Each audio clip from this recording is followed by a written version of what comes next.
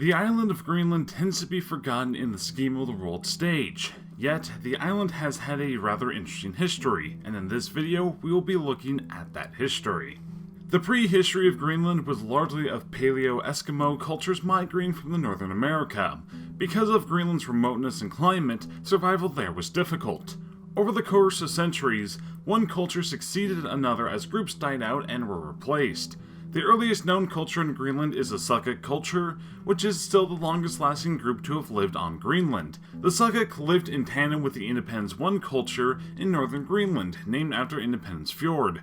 The Dorset culture appears around 500 BCE and lasts for around 1500 years. While their origins aren't well known, it is believed by some that the Dorset replaced the Saqqaq, or many of the previous existing groups on the island.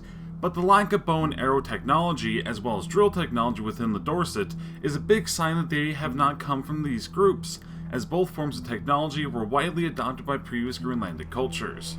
By the turn of the millennium, Greenland is largely seen to have been uninhabited up until the 8th century, when late Dorset people crossed over, who lasted until the 14th century. Europeans likely first became aware of Greenland's existence when Gunnvon Alvarsson was blown off course by a storm and sighted some islands off of Greenland. The date of this sign isn't exactly known, as the only mention is in Landama, an extensive telling of the settlement of Iceland from the time.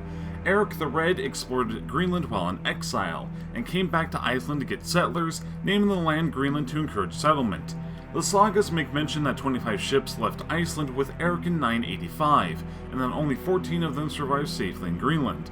These settlements established 2 or 3 settlements, marked as the Eastern, Western, and the Middle settlements, even though the Middle settlement is sometimes combined with the Eastern one.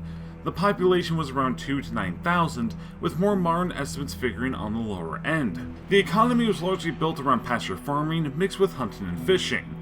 The settlements traded ivory from walrus tusks with Europe, as well as exporting rope, sheep, seal, wool, and hides in exchange for much needed material, such in the way of iron tools, wood, which was largely from Norway, Iceland, or Labrador, food, and other important material. Trade ships would come once every few months, staying in port over the winter if the need arises. In the mid-1200s, all ships had to go from Greenland to Norway directly, bypassing Iceland. This caused some issues as many of the ships would be lost in transit, and had become nearly impossible once the Little Ice Age came, starting the following century. By 1350, the western settlement had been abandoned, both by the result of the increasingly harsh winter, as well as hostile contact with the native Thule people. After 1408, very few written mentions of the Norse remained. The last reported ship to reach Greenland was a private ship that was blown off course, reaching Greenland in 1406 and departing in 1410 with the last news, the burning at the stake of a condemned witch. Correspondence from Pope Nicholas V in 1448 called for a few priests and a bishop to be sent to Greenland from Iceland. The last mention of any Norse is from a German ship that landed in the eastern settlement in the 1540s, and found the body of a Norseman dressed up in native clothing. For nearly 3 centuries, no attempts to re-establish contact or settle on Greenland seem to have been taken place. The area was largely explored in search of the Northwest Passage, but all of them ended in failure.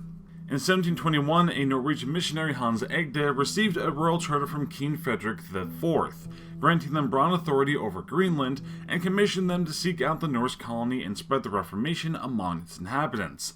Hans brought 3 boats and established Hope Colony on the now-bound settlement of Kingiak. He went bankrupt 7 years later, and King Frederick sent a few dozen soldiers and convicts to aid in the colonial effort. They established Gotthab, the modern-day capital of Nuuk, in 1728. Various merchants were granted monopolies over Greenlandic trade and armed support to protect any settlements. Throughout the 1750s, over a dozen settlements were established in Greenland, largely around the southern coast. This was combined with Moravian missionaries that arrived in 1733 and started to convert the native population. They were so successful that by 1750 a number of other missions had been established all along the southern end of the island, with the last being established in 1864. Arctic exploration placed claims of Danish sovereignty over Greenland in doubt. Under the principle of terra nullius, huge tracts of territory were available to other nations. Denmark responded to this by slowly acquiring agreements recognizing sovereignty to all of Greenland from various countries. Norway eventually protested this and claimed Erik the Red's land in eastern Greenland during 1931, saying that only Norwegian whalers and trappers used the land. The Court of International Justice ruled against Norway 2 years later. The fall of Denmark in early 1940 increased the power and importance of the Greenlandic governors, but by the following year, the island had largely become an American protectorate. Following the war, the North and South colonies of the island united, acting under one governorship. In 1953, Greenland's colonial status was ended, and it was made an integral part of the Kingdom of Denmark, gaining home rule in 1979. In 2009, all matters other than defense and foreign policy were transferred to the regional parliament.